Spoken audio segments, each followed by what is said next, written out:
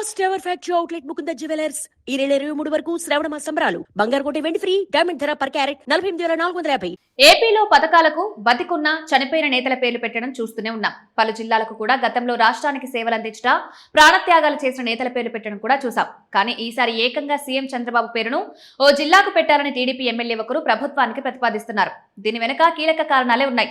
అయితే ప్రభుత్వం ఈ ప్రతిపాదనపై ఎలా స్పందిస్తున్నది ఆసక్తికరంగా మారింది. రాష్ట్రంలో తాజాగా జిల్లాల పునర్విభజన జరిగింది.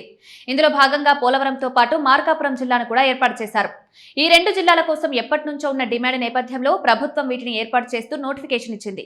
దీంతో ఈ రెండు జిల్లాలు అమల్లోకి వచ్చాయి. అయితే ఇందులో మార్కాపురం జిల్లా ఏర్పాటులో సీఎం చంద్రబాబు కీలక పాత్ర పోషించినందున తమ జిల్లాకు ఆయన పేరు పెట్టాలంటూ స్థానిక టీడీపీ ఎమ్మెల్యే కందుల నారాయణ రెడ్డి ప్రభుత్వాన్ని కోరారు. మార్కాపురం జిల్లాకు చందన్న మార్కాపురం జిల్లాగా నామకరణం చేయాలని ఎమ్మెల్యే కందుల నారాయణ రెడ్డి అసెంబ్లీ స్పీకర్ చింతకాయల అయ్యన్న పాత్రుని కలిసి వినతిపత్రం అందజేశారు. తన కోరిక మేరకు అసెంబ్లీలో మార్కాపురం జిల్లాకు చంద్రన మార్కాపురం జిల్లాగా పేరు మారుస్తూ ఉమ్మడిగా ఓ తీర్మానం ప్రవేశపెట్టాలని స్పీకర్ను కోరారు. ఇది మార్కాపురం ప్రజల కోరిక అని ఆయన స్పీకర్కు తెలిపారు. దీంతో స్పీకర్ ఇప్పుడు ఈ వినతి పత్రాన్ని ప్రభుత్వం దృష్టికి తీసుకువెళ్తారా? తీసుకువెళ్తే ప్రభుత్వం ఎలా స్పందిస్తోందని జనం ఆసక్తిగా ఎదురుచూస్తున్నారు.